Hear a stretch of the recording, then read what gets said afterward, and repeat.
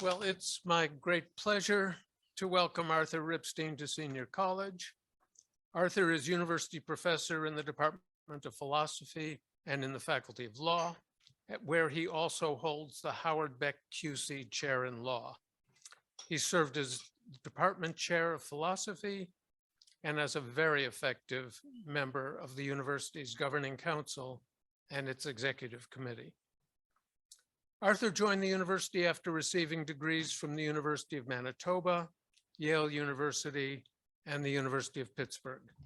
His teaching and research interests include torts, legal theory, political philosophy, and Kant. He's published 5 books, edited 4 more, and published over 100 articles and book chapters. His many prizes and awards include the very prestigious Canada Council Killam Prize in the Humanities, and one of my favorites, the J.J. Barry Smith Prize for Doctoral Supervision. He delivered the Tanner Lectures at the University of California, Berkeley. He's also made time to contribute to the CBC's Ideas program. His talk today is especially timely: law and the morality of war. Arthur. Thanks so much. All And right. you have to stand I right. have to stand right You here. have to Okay. kind of kiss the mic. So I tend to wander as I'm speaking. And so in order to keep me in place, I'm told that in intro psych courses, they used to tell students to make their professors in their other courses stand in the corner by staring at a particular spot in the room. So I ask for your assistance, and please stare at the lectern so that if I wander over to here, I suddenly feel very uncomfortable and come back. Thank you for your assistance in this. So what I want to do today is talk to you about moral and legal issues about war. And in so doing, I want to begin by noting that I got interested in this because I found it philosophically interesting, and I started working on issues. I've been working on issues in Kant's legal and political philosophy for a very long time, and I started working on issues about his views of war about a decade ago. And a number of people said to me, "Oh, why are you talking about war between nations and territorial war? That doesn't happen anymore. This is just tiresome and obsolete." And I said 2 things in my own defense. The first thing that I said is, I'm a philosopher. I'm not a government advisor. And so I am allowed to write about what's interesting, not about what's important. Unfortunately, my words have, as it were, come back to haunt me, or perhaps it's just my topic has come back to haunt me. But what I want to do today is talk a little bit about the law and morality of war. And I want to do it in a particular way by setting up a puzzle about it that is pervasive in contemporary discussions, both in philosophy and in the broader political culture, and then propose to you a Kantian resolution of that. And the way that I want to do it first is by drawing attention to the fact that a fact of which everyone is already aware, that it's sometimes hard to talk rigorously about war because everything is wrong with war. And so the question, the philosophical question, but also the question for us as citizens as we think about wars going on throughout the world and the ways in which we are connected to them, is the question of whether there's something distinctively wrong with war. And so the fact that war is bad for the economy, the fact that people die, those kinds of things are obviously terrible features of war. But the question is whether there's something distinctively wrong with war. And what I want to suggest to you is that the thing that is distinctively wrong with war lets us understand also why there are particular rules governing war, rules governing both the initiation of war and rules governing conduct in the course of war. And so the way that I want to make this point is to suggest to you that there is something that's distinctively wrong with war. We'll call this war's distinctive immorality. And this distinctive immorality is going to explain why it is that war is also governed by a distinctive set of moral principles. So what's distinctively wrong with war? The short answer is that it is the condition in which might makes right. In earlier periods in human history, think the most recent writer to take this seriously was probably Dante. It was thought that winning a war was a sign that you were in the right. That is, Dante in his Monarchia basically said the reason that the Romans won all of their wars, was that they had justice on their side. We can no longer believe this. I leave it to scholars of medieval thought to try and explain how anyone could ever have believed this, but we can't believe it. The problem with war is it is the condition in which force decides, or to use one of Kant's many beautiful turns of phrase, it hands everything over to savage violence. Now, this objection to war is old and familiar in one way. And so Cicero, for example, in his lecture on duties, drew attention to the familiar thought that there are two basic ways in which human beings can interact. They can either interact on the basis of words or on the basis of force. Force is the way animals interact, words are the way in which humans do. And the problem with war, I want to propose to you, is that it is the condition in which force decides. As we watch from a safe distance the war in Ukraine, I think many of us, when we saw the destruction of the bridge to Crimea, felt a moment of delight because the good side was winning. But that's just guns and luck. That they weren't winning because they were the good side. They were winning because they happened to have had a military success. And the problem with war is that's the wrong way to do things. Now, how does this play itself out in the law of war and in the morality of war? The law of war is divided into two basic categories of rules, which have ancient sounding Latin names. The first of these governs the initiation of war, that is called jus ad bellum, right in going to war. The other governs the conduct of war. It is called jus in bello. Although they're ancient sounding Latin names, they in fact only came into popular use in 1928.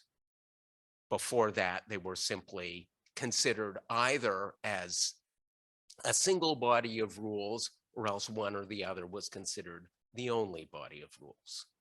So why do I mention this? So first of all, because Kant in a lecture in 1784 used them for the first time as a contrasting pair, and one always wants to give credit to one's favorite philosopher. But more than that, because there's a difference between them. The rules for the initiation of war, the ad bellum rules, basically say that you can only fight a war if you have a just cause and you have a reasonable prospect of success and you have no other way of achieving your just cause, and that you won't cause disproportionate conflict. That is, the rules for the initiation of war are asymmetrical. Only one side in a war could have a just cause. It's always intimidating talking to a room full of people who are expert in fields other than my own. And so I'm sure that there are people here who know more about this than I do, but I will hazard to say that at most one side in wars historically has had a just cause, and probably in most wars in the history of human beings, neither side has had a just cause. World War I think, is a particularly clear example of this. And so the thought is, it is asymmetrical, though at most one side can be entitled to claim to be fighting with a just cause. Since 1928, it has been widely agreed that the only acceptable cause for going to war is national defense, which is to say the only justifiable cause for going to war is the preservation of peace. The in bello rules are fundamentally different because the in bello rules apply to both sides in a war. Both sides in a war are prohibited from engaging in false surrenders. Both sides in a war are prohibited from targeting civilians, or in the news today, targeting civilian infrastructure. You're not allowed to do that. The fact that you have a just cause is not a justification for doing those things. But conversely, the fact that you don't have a just cause doesn't make those things any less wrongful. And so you read the wordings of the Geneva Conventions, which codify the in bello rules. Basic structure of the Geneva Conventions is to say things like combatants may be targeted, non-combatants may not be targeted. This raises the puzzle to which I want to draw attention. The puzzle comes up because it looks like the ad bellum rules are permissive only for one side, but the in bello rules look like they are permissive for both sides. This tension has occupied a lot of space in scholarly writing about war over the past 75 years. As far as I am able to tell, it first received its first formulation in the closing comments of Sir Hartley Shawcross, who was the chief British prosecutor at the Nuremberg tribunals at the end of World War II. Sir Hartley said, after detailing all of the unquestionable war crimes committed by Nazi Germany, in particular, as he put it, killing innocent men, women, and children as they slept in their beds. He then said, when war is legal, then it's acceptable to kill combatants. But if war is illegal, as the German beginning of World War II was, because they had no legitimate ground of going to war, then there is no difference between the army and its members and an ordinary robber band. And so Shawcross's point is the idea that it is permissible to kill combatants could only apply to one side in the war. At most, the side with the just cause could be entitled to kill enemy combatants, because the only way it could be legitimate to do something is legitimate to kill someone is in pursuit of a just cause. But if you're not pursuing a just cause, then you're not allowed to do anything. Now, this is an idea that is prominent in ancient and medieval and early modern writing about war. And so, for example, it figures prominently in Aquinas in the so-called Second Scholastic of Salamanca, and it reaches its most sophisticated formulation in the writings of the 18th century German rationalist philosopher Christian Wolff, who says, he who lacks a just cause has no right in war. Everything he does is immoral. So that's our puzzle. How are we to understand the relation between these two sets of rules, given that it would seem that the permissibility of doing something is dependent upon whether you have a just cause, and in war, typically, neither side has a just cause, but at most, one side does. So there have been a number of attempts to try and respond to Shawcross's challenge, suggesting that the combatants on both sides of a war endanger each other, suggesting that the combatants on both sides of a war consent to be targets for each other, and so on. The difficulty with all of these claims is that they can't actually make sense of it, because they end up having the paradoxical effect of making war more permissive than other human activities. Let me just illustrate this with the case of, with one of the other analogies that people have offered in the attempt to try and explain how the two sets of rules can be consistent. Many writers, including both my philosophy colleague Tom Herka and the distinguished international lawyer Theodore Meron, have suggested that combatants are like boxers, and when they enter the ring, they agree to be hit by each other.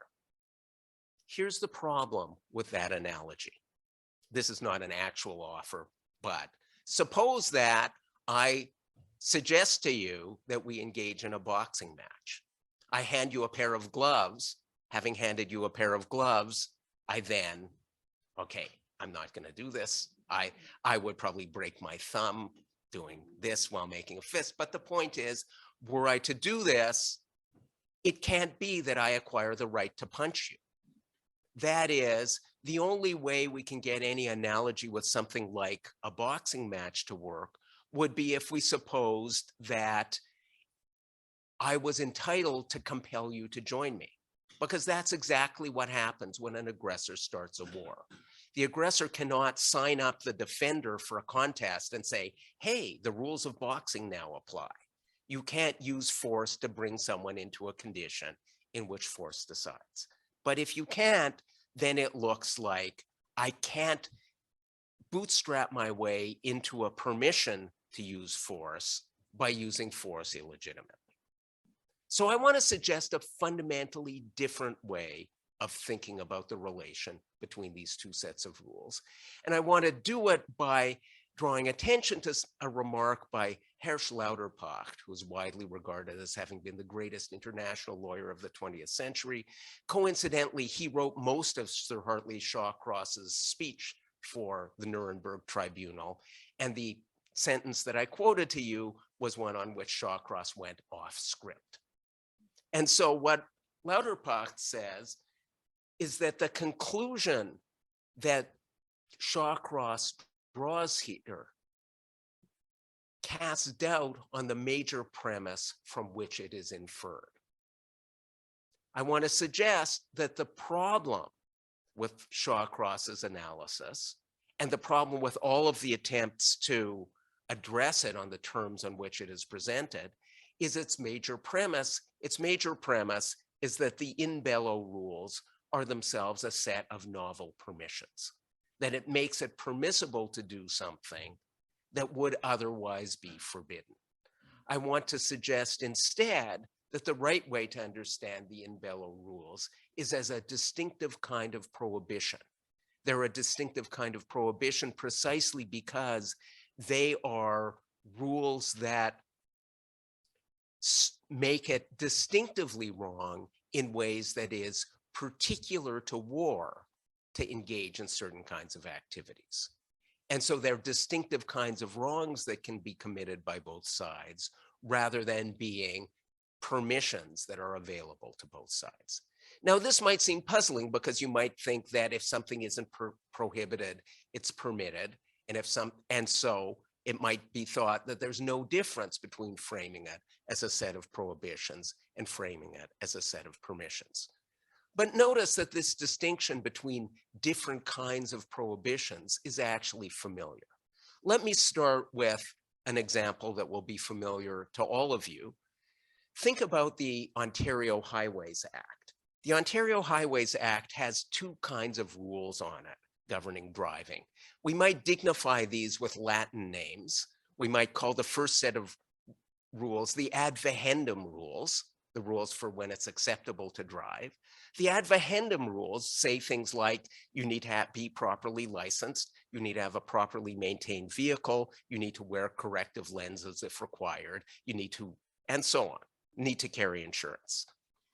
The in vehendo rules tell you whether you are allowed to drive or not.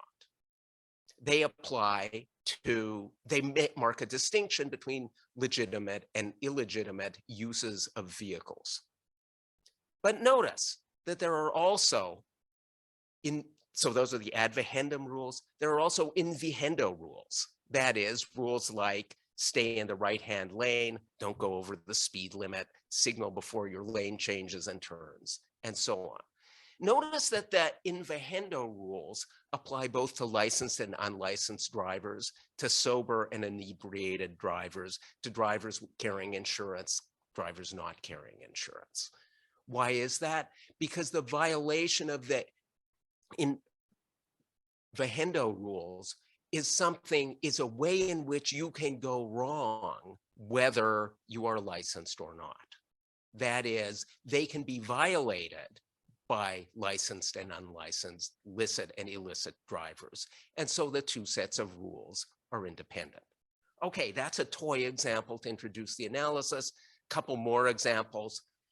More weighty example. Periodically, you read stories in the newspaper about children who are kidnapped at birth and raised by the kidnapper.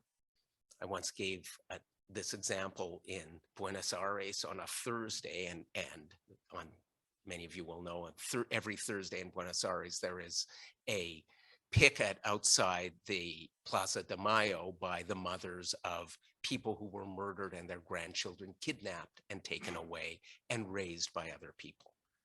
The kidnapping of the child is a violation of the ad parentum rules.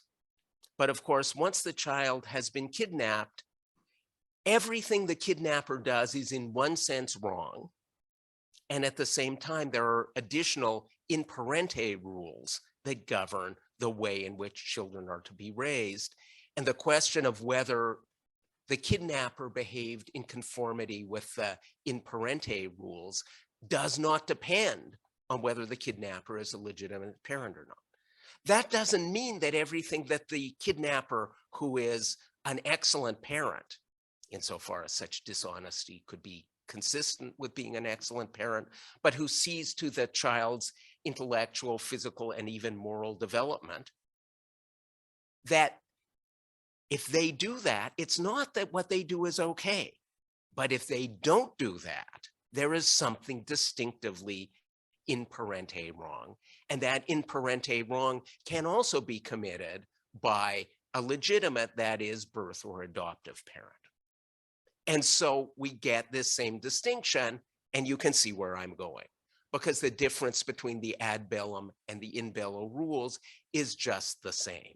An aggressor who illicitly starts a war commits an ad bellum wrong.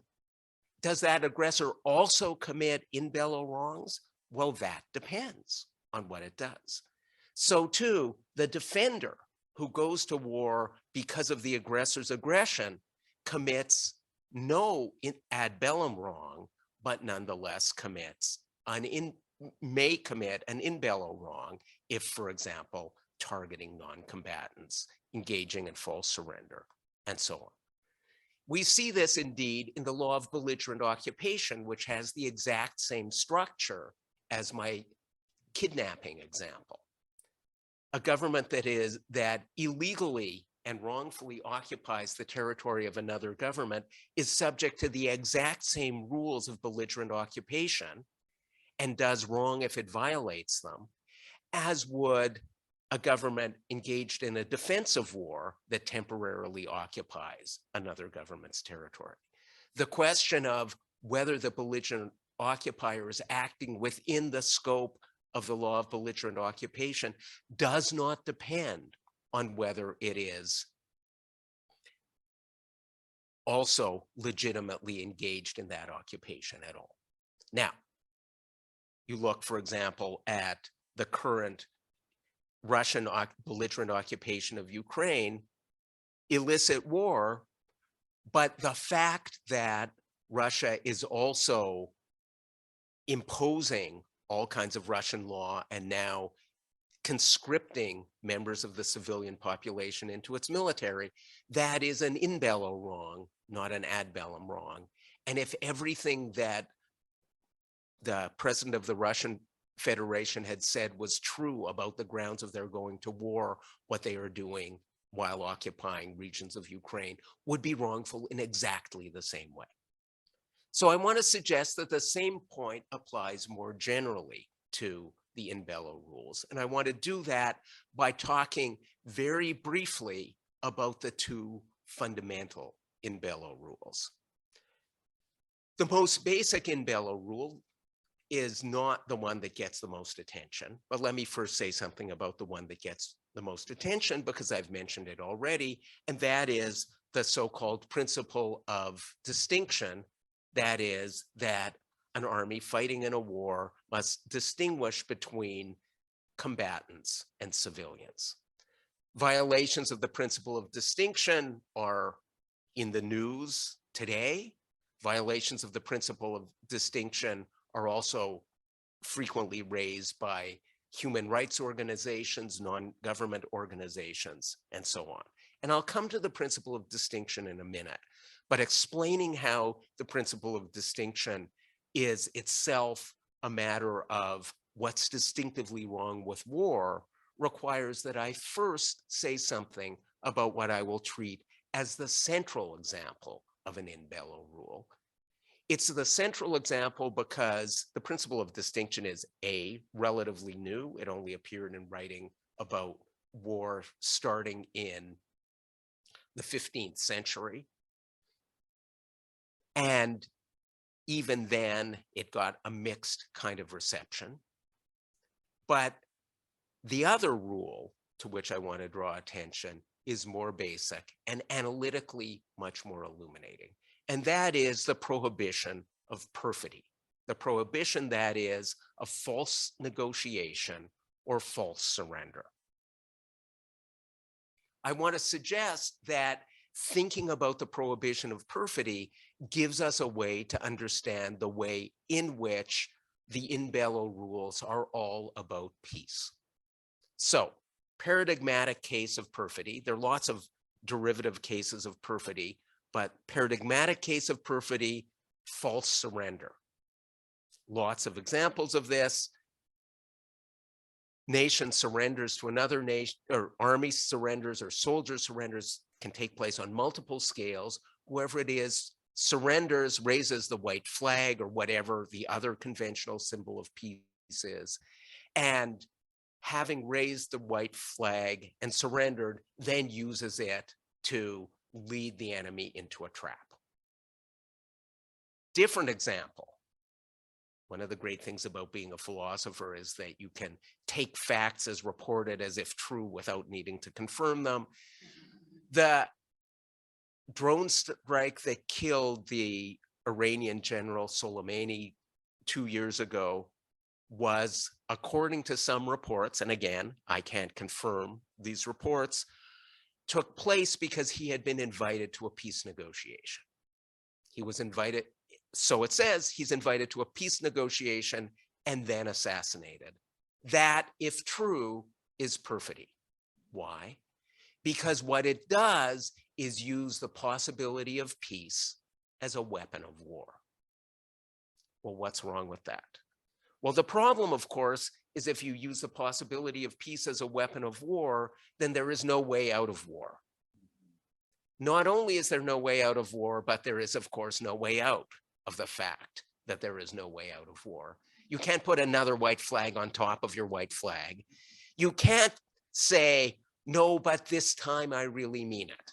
Or rather, you can say that. There are all kinds of things you can do. It's just none of them actually work.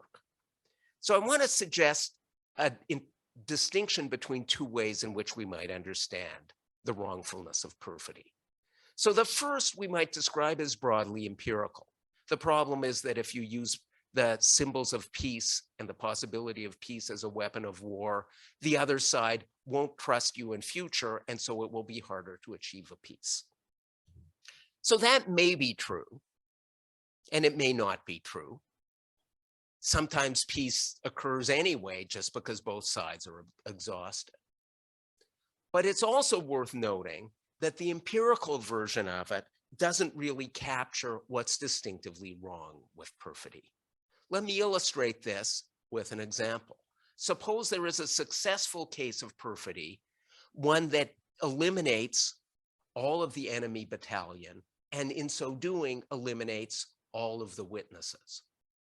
In that case, it seems that we want to say it's still wrong because perfidious, even though it is not going to have any long-term effect of undermining trust, because no one will know about it. Now, someone might say, oh, well, look, we need general rules, and so this falls within the general rule, but really it's all about trust. The problem with that kind of claim, the claim that somehow we need an over-inclusive rule because it's simpler to apply, is that what it has to say that what seems like the clearest case of all, using perfidy to entirely eliminate a group, is treated as though it's a peripheral case that gets included by accident. But here's another way of thinking about it. Suppose that after this incident, there is a whistleblower who comes forward and reveals what has happened. Now, from the point of view of the merely empirical interpretation, it would seem that the whistleblower is a wrongdoer. Why? Well, because the whistleblower has undermined trust by revealing the previously secret instance of perfidy. But I want to say that the whistleblower does the right thing. But in order to account for that thought, we need to have some explanation of how it is that perfidy could be wrong in a distinctive way, even if it does not in fact undermine trust. How it can be wrong even if there was no trust there to begin with. Let me introduce this way of thinking about perfidy by drawing your attention to the fact that the laws of war are sometimes described as the war convention. They're sometimes described as a set of rules to which everyone has agreed. And indeed, the Geneva Convention is called the Geneva Convention. And so you might think, oh, well, it's because these are rules to which everyone agreed, and you violated one of the rules to which everyone agreed. The problem with that picture is what shows us what's distinctively wrong with perfidy. The problem with that picture is essentially that it treats war as if it is a cooperative activity. But war is not a cooperative activity. War, to use another of Kant's idioms, hands everything over to savage violence as if by law. The problem with perfidy is not that the participants in one of the participants in a war violates the terms of a cooperative activity, as if somehow I cheat when we're playing chess. I say, oh, look over there, and I move your pawn. No, it's nothing like that. The problem is that war is not a cooperative activity. But that means, if that's what's distinctively wrong with war, war's distinctive immorality, war's distinctive morality must say that war must be conducted in a way that leaves open the possibility of leaving a condition of war, that is, of entering into the cooperative activity of negotiating the terms of a peace. The problem with perfidy is it closes off that possibility. It hands everything over to savage violence, or rather, war hands everything over to savage violence. Perfidy says not merely that everything's been handed over, but savage violence must keep it permanently. So the suggestion is that what's distinctively wrong in the case of perfidy is that it is distinctively wrong precisely because it rules out the possibility of a future peace. Now, I want to suggest that once we see what's distinctively wrong with war in this way, we see also what is distinctively wrong with the violation of the principle of distinction. Remember, the principle of distinction is the rule that says that people who are not combatants cannot be targeted, and that civilian infrastructure cannot be targeted. And so I want to suggest that it too needs to be understood in terms of the possibility of peace.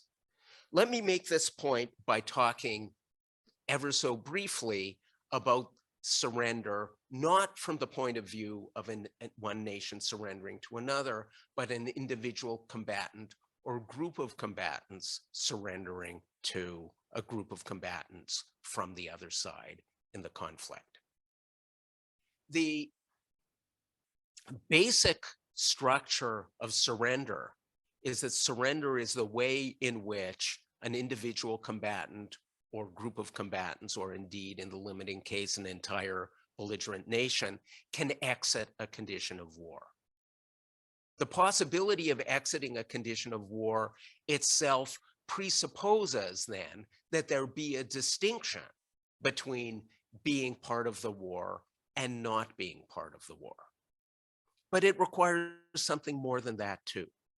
It requires further that anyone who is in the war can always exit the war and make themselves no longer be a target. If we think that the thing that's distinctively wrong with war is that it is the condition in which force decides, then it must be open to everyone to always exit that condition. And further, everyone must always be presumed to already be in that condition unless they are actually participating in hostilities.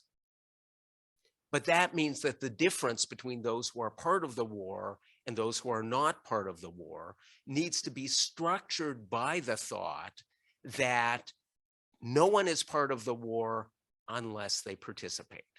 But that is just the distinction between a civilian who does not participate and a combatant who does. And so once we understand it in that way, we then see that the possibility of peace requires that there be these two different statuses. Now notice that this picture of the distinctive status of civilians itself depends upon the thought that the only legitimate ground of going to war is the preservation of the peace, even though it applies to both sides in the war. Why is that? Because if you think that the legitimate grounds of war include such things as were treated as grounds of war throughout human history until 1928, that is, punishing some other nation for having done wrong, punishing heresy, and most prominently, reclaiming something that was wrongfully taken from you in the past, corrective justice. If you think that any of those things are true, if you think that ideas of punishment or ideas of remedying past wrongs are grounds of war, then there is no special status of civilian. Because whether someone is a target or not is going to depend on whether they are a wrongdoer. And if you can have wars that are legitimated on the basis of what has been done wrongfully in the past, then addressing that wrong is the ground of using force, and no one can exempt themselves. And if instead, if you think what is distinctively wrong with war is that it is the condition in which force decides, then you can never enter a condition of violence legitimately. All you can do is resist violence.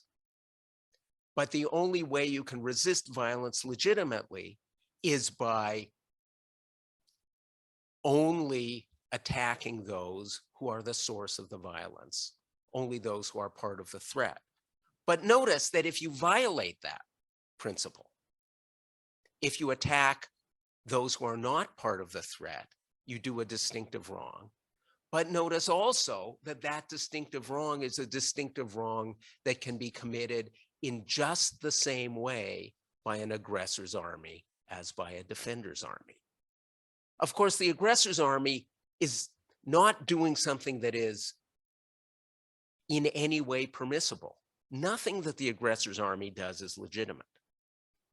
But the aggressor's army compounds the illegitimacy of its invasion by using force against people who are not part of the war, because just as the principle of, just as the prohibition of perfidy is based on the thought that there must be a way of limiting war by ending it, the principle of distinction rests on the thought that there must be a way of limiting war by limiting its scope, limiting who is part of it. Those who expand the scope of the war do something wrong, even if they're doing something which is itself illegitimate. Just as in the case of perfidy, you do wrong engaging in a false surrender, whether you are fighting with a just cause or without one. So because you make war without end the principle on which you act, so too, if you target civilians, you make war without limit the principle on which you act.